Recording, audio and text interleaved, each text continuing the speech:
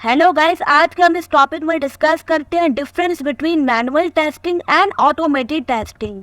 तो सबसे पहले डिस्कस करते हैं मैनुअल टेस्टिंग क्या होती है। तो जो मैनुअल टेस्टिंग होती है वो एक तरीके का प्रोसेस है जिसमें क्या किया जाता है, जिसमें मैनुअली टेस्ट केसेस को एग्जीक्यूट किया जाता है विदाउट ऑटोमेशन टूल। मतलब कि यहाँ पे ऑटोमेशन टूल्स का इस्तेमाल नहीं किया जाता, यहाँ पे मैनुअली टेस्ट केस को एग्जीक्यूट किया जाता है। अब जो सेकंड है वो है प्रोसेस। प्रोसेस में क्या होता है, जो मैनुअल टेस्टिंग होती है उसमें कई सारे जो होते हैं स्टेप्स वो इन्वॉल्व होते हैं। जिस तरीके से टेस्ट केसेस बनाना होगे या उनकी क्रिएशन होगी, फिर उसके बाद क्या होता है जो टेस्ट केसेस होते हैं वो एग्जीक्यूट होते हैं, फिर उसके बाद उसकी रिपोर्टिंग की जाती है उनके बेसिस पे। ये होता है मैनुअल टेस्टिंग का प्रोसेस, जिसमें जो होता है टेस्ट केसेस को जो होते हैं क्रिएट भी किया जाता है, उनको एग्जीक्यूट भी किया जाता है और जो है उनकी रिपोर्टिंग भी की जाती है। अब मैनुअल टेस्टिंग कौन कौन से सिनेरियोज में इस्तेमाल होती है, उसकी एग्जांपल क्या है। तो मैनुअल टेस्टिंग को आप एक्सप्लोरेटरी टेस्टिंग में इस्तेमाल करते हो। एक्सप्लोरेटरी टेस्टिंग का मतलब क्या होता है, जहाँ पे आपको सिस्टम को अंडरस्टैंड करना हो या आपको उसको मजीद एक्सप्लोर करना हो तो इसका इस्तेमाल वहाँ पे किया जाता है। अब जो सेकंड है वो है यूजेबिलिटी टेस्टिंग। यूजेबिलिटी टेस्टिंग का मतलब क्या होता है, जहाँ पे आपको यूजर का एक्सपीरियंस चेक करना हो कि मतलब कि यूजर जब इसको यूज करेगा तो उसका एक्सपीरियंस क्या होगा, उसको यूजेबिलिटी टेस्टिंग कहा जाता है। तो मैनुअल टेस्टिंग वहाँ पे इस्तेमाल होती है। तीसरा एड हॉक टेस्टिंग, मतलब कि यहाँ पे प्रॉपर प्लानिंग नहीं की जाती, मतलब कि डिफरेंट टेस्ट केसेस को जो होता है चेक किया जाता है विदाउट प्रॉपर प्लानिंग, मतलब कि इनफॉर्मल वे टेस्टिंग का। तो इन सिनेरियोज में जो होता है मैनुअल टेस्टिंग का इस्तेमाल किया जाता है। अब प्रोस क्या है मैनुअल टेस्टिंग के, जो उसका सबसे पहला प्रो है वो है ह्यूमन इंसाइट। मतलब कि क्या होता है, यहाँ पे आपको यूजर एक्सपीरियंस को अंडरस्टैंड करने का मौका मिलता है और इसकी मदद से क्या होता है आप विजुअल इश्यूज भी डिटेक्ट कर पाते हो। आप खुद देखो यूजर एक्सपीरियंस जो है आप अंडरस्टैंड कर रहे हो तो आपको वहाँ पे इश्यूज भी तो मिलेंगे, वो भी तो आप डिटेक्ट कर पाते हो। तो मैनुअल टेस्टिंग वहाँ पे इस्तेमाल होती है, इसका ये प्रो है।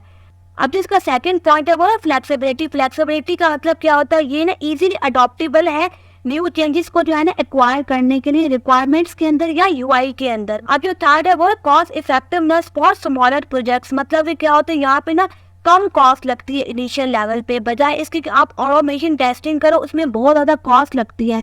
लेकिन मैनुअल टेस्टिंग में कम कॉस्ट लगती है क्योंकि ये स्मॉलर प्रोजेक्ट्स के लिए इस्तेमाल की जाती है। अब जो फोर्थ है वो है नो प्रोग्रामिंग स्किल रिक्वायर्ड। मतलब कि यहाँ पे टेस्टर को कोई भी जो है प्रोग्रामिंग स्किल को अक्वायर करने की ज़रूरत नहीं है, वो विदाउट कोडिंग भी जो है मैनुअल टेस्टिंग परफॉर्म कर सकता है। इसके लिए आपको कोडिंग सीखने की ज़रूरत नहीं है। अब मैनुअल टेस्टिंग के कौन से है, जो इसका सबसे पहला कौन है वो है टाइम कंज्यूमिंग। टाइम कंज्यूमिंग का मतलब क्या होता है, ये बहुत ज़्यादा स्लो है क्योंकि मैनुअली ये तो बहुत ज़्यादा टाइम तो लगेगा ही।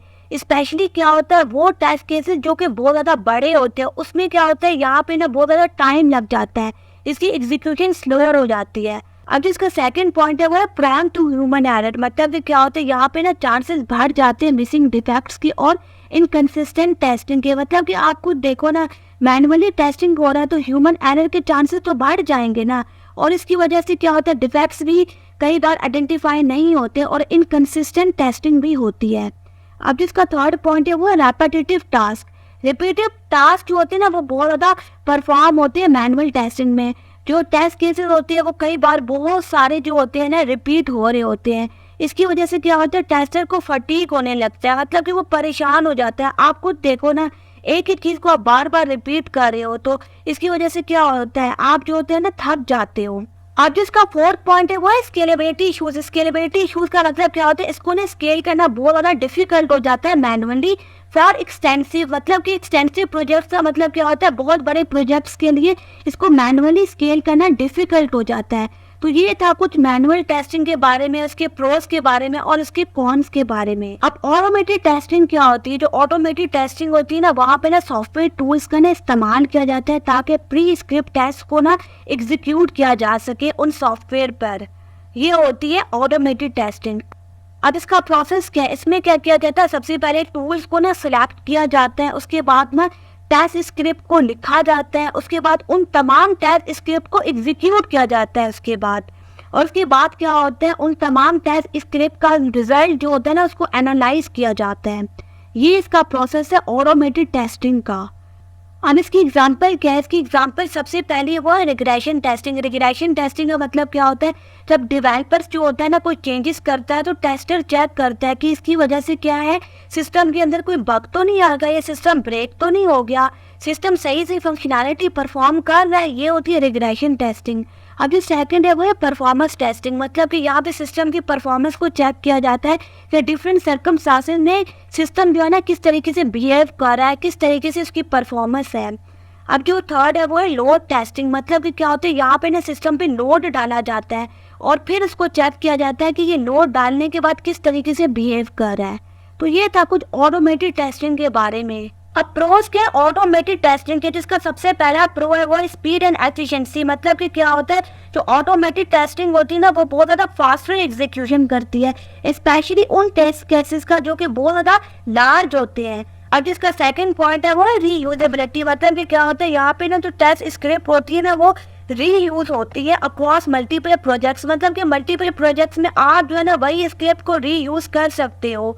अब जो इसका थर्ड पॉइंट है वो है कंसिस्टेंसी। मतलब कि क्या होता है, इसकी वजह से क्या होता है, एलिमिनेट हो जाते हैं ह्यूमन एरर्स। मतलब कि जो मैनुअल टेस्टिंग होती है उसमें ह्यूमन एरर का चांसेस बहुत ज़्यादा बढ़ जाते हैं ना, लेकिन ऑटोमेटेड टेस्टिंग में ह्यूमन एरर के चांसेस कम हो जाते हैं। और इसमें क्या होता है, ये ना कंसिस्टेंट टेस्ट एग्जीक्यूशन भी आपको प्रोवाइड करती है। अब जिसका फोर्थ पॉइंट है वो है स्केलेबिलिटी। स्केलेबिलिटी का मतलब क्या होता है, ये ना आसानी के साथ स्केलेबल हो जाती है ताकि जो है ना ये एक्सटेंसिव टेस्टिंग रिक्वायरमेंट्स को हैंडल कर सके।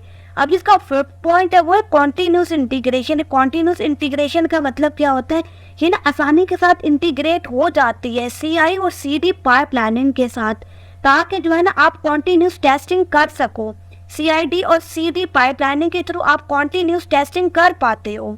तो ये था प्रोज ऑफ ऑटोमेटेड टेस्टिंग। अब कॉन्स के ऑटोमेटेड टेस्टिंग के, जिसका सबसे पहला कौन है वो इनिशियल कॉस्ट। मतलब कि क्या होता है, यहाँ पे ना टूल्स की कॉस्ट लगती है, ट्रेनिंग की कॉस्ट लगती है और स्क्रिप्ट डेवलपमेंट की कॉस्ट लगती है इनिशियल लेवल पे ही। अब जिसका सेकंड पॉइंट है वो है मेंटेनेंस एफर्ट। मतलब कि क्या होता है, जो टेस्ट स्क्रिप्ट होती है ना वो ना रेगुलर अपडेट्स मांगते हैं। मतलब कि क्या होता है, अगर सॉफ्टवेयर में चेंजेस आती है ना तो टेस्ट स्क्रिप्ट में भी चेंजेस आएंगी।